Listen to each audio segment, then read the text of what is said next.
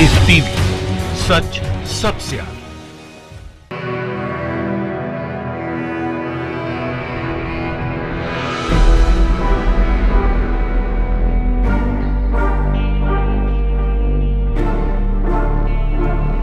मैं हूं मोहम्मद अफजल आलम और आप देख रहे हैं द लाइव टीवी। ये वीडियो जामिया मिल्लिया इस्लामिया के गर्ल्स हॉस्टल का है। प्रधानमंत्री नरेंद्र मोदी ने 5 अप्रैल रात 9 बजे पूरे देशवासियों से कैंडल और दिया जलाने का आह्वान किया था। ये छात्राएं भी कैंडल जला रही हैं और दिया जला रही हैं, लेकिन क्यों जला रही हैं आपको ये बता देता हूँ। जामिया के छात्र नेता और राष्ट्रीय जनता दल के दिल्ली के युवा प्रदेश अध्यक्ष मिरान हैदर को दिल्ली पुलिस ने धोखे से गिरफ्तार कर लिया है। दिल्ली पुलिस मिरान हैदर के घर पर जाती है और नोटिस देती है कि आप आएँ, आपसे 2-4 सवाल करने हैं, और उसका जवाब देने के लिए मिरान हैदर जाते हैं दिल्ली पुलिस के पास, लेकिन उसे वहां से गिरफ्तार कर करके जेल भेज दिया जाता है। जहां एक और सुप्रीम कोर्ट की तरफ से ये ऑर्डर आ गया है कि जितने भी जो कम सज़ा पाए हुए लोग हैं या कोई छोटी मोटी गलती कर करके जेल में है, उन्हें बेल दिया जाए। अभी देखा होगा आपने, कई जेलों से आगरा में हो या फिर गाजियाबाद की जेल से हो, कैदी हैं उनको रिहा किया गया है कोरोना वायरस को लेकर करके। सभी को लॉकडाउन और कोरोना में फंसाकर दिल्ली पुलिस इस समय बहुत भयानक खेल खेल रही है। सभी जानते हैं कि इस समय अदालतें बंद हैं, आवागमन और रास्ते बंद हैं, किसी को कोई मदद नहीं मिल सकती है और दिल्ली पुलिस की स्पेशल ब्रांच मुस्तफ़ाबाद, शिव विहार, चांदबाग जैसे इलाकों के हर घर से लड़कों को पकड़ रही है। ये तो दंगा प्रभावित जो क्षेत्र थे वहाँ से लोगों को पकड़ा जा रहा था, लेकिन अब क्या हो गया कि अब जो जामिया के जो छात्र नेता, जो एक्टिविस्ट हैं, उनको भी गिरफ्तार किया जा रहा है। जो ओखला क्षेत्र के जो एक्टिविस्ट हैं उन्हें भी गिरफ्तार किया जा रहा है। मिरान हैदर को इसलिए गिरफ्तार किया गया है कि आपको पता होगा कि आपने देखा होगा कि जामिया में जिस प्रकार लाइब्रेरी में घुस करके पुलिस ने छात्रों को पीटा था, भाई पुलिस पर भी पथराव हुआ था, और साथ ही जो दिल्ली में दंगा हुआ है उसका लिंक जोड़ा गया है, मिरान हैदर का नाम जोड़ा गया है कि वो भी दंगा भड़काने में उनका भी हाथ है, वो भी स्पीच दिए थे, पब्लिक प्रॉपर्टी को नुकसान हुआ है। इन सभी की धाराओं को जोड़ करके इनका आरोप लगाया गया और उन्हें जेल भेजा गया है।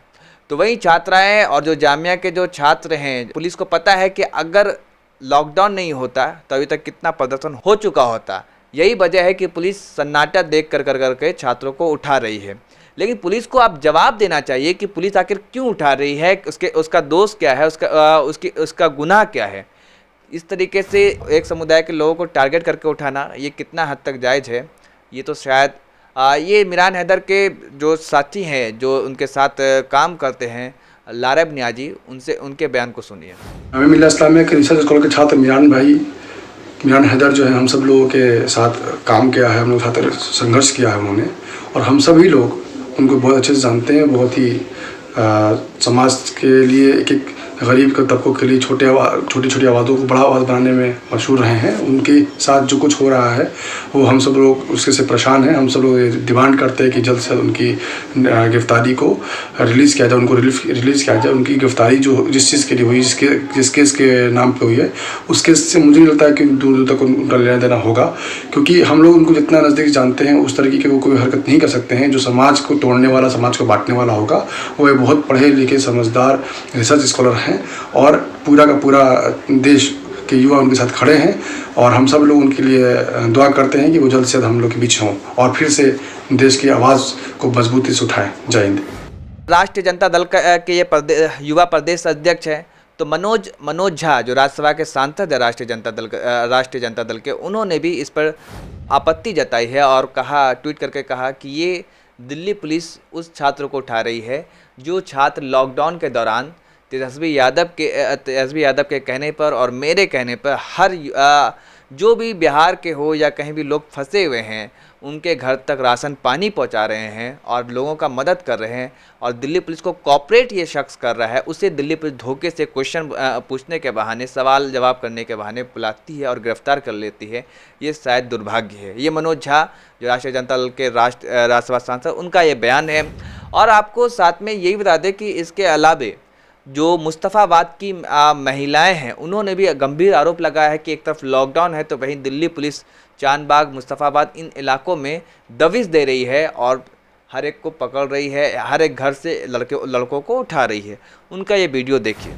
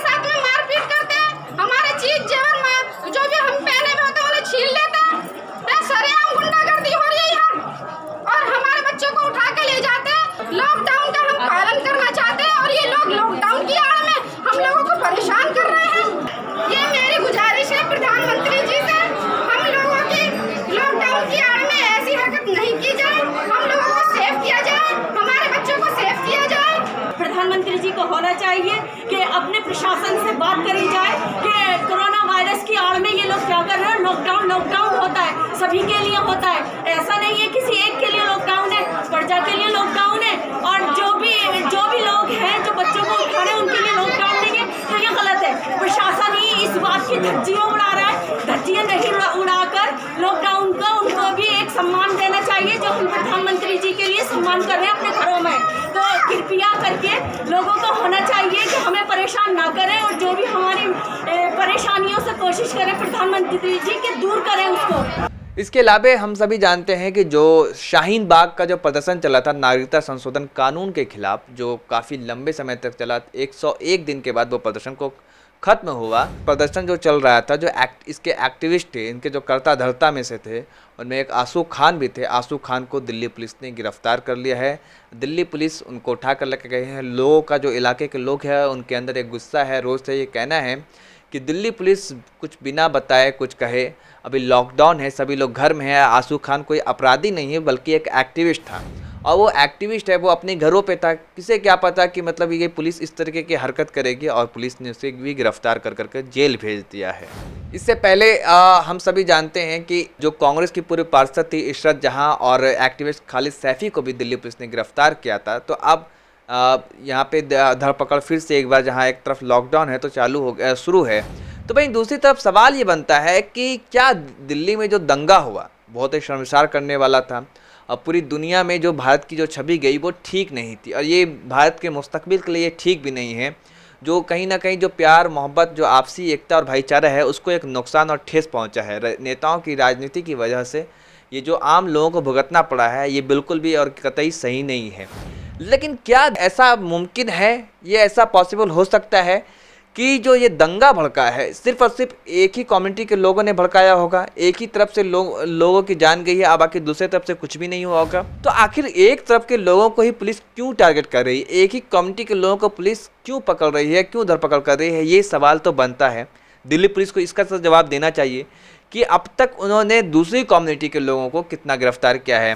अभी तक जो मीडिया रिपोर्ट्स है, जो न्यूज़, जो खबरें हैं, उसके मुताबिक तो कोई नहीं है, सिर्फ और सिर्फ एक तरफ के लोगों को ही पकड़ा जा रहा है।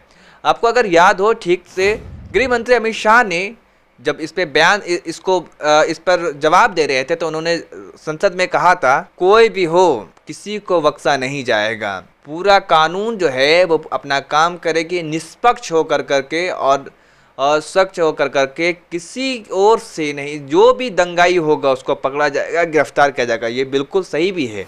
करनी और कथनी, ये दोनों में अंतर होता है, लेकिन अभी तक जो मामला नज़र आ रहा है वो सिर्फ और सिर्फ एक तरफा ही नज़र आ रहा है। आपको अगर ध्यान हो तो ताहिर हुसैन जो आम आदमी पार्टी के पार्षद है वो जेल में है, और कपिल मिश्रा पे आरोप लगा कि उसने दंगा भड़काया और उसने विवादित बयान दिया, आपत्तिजनक बयान दिया उसके पुलिस के सामने, वो भी पुलिस के सामने, डीसीपी के सामने, लेकिन वो अब इन आरोपों से मुक्त हो चुका है, और वो आराम से ट्विटर पर एक कम्युनिटी को रोज़ गाली देता है और भड़काता है। तो ये कितना उचित है, ये हम सबको समझना चाहिए, और पुलिस को भी ये सोचना चाहिए कि ये जो मैसेज जा रहा है जो समाज में, ये एक लोकतांत्रिक देश में तो कतई ठीक नहीं है, क्योंकि लोकतंत्र में हर किसी के लिए कानून एक है, समान है। तो फिर ऐसा क्यों हो रहा है? दोहरा चरित्र पुलिस क्यों कर रही है? डबल स्टैंडर्ड क्यों कर रही है?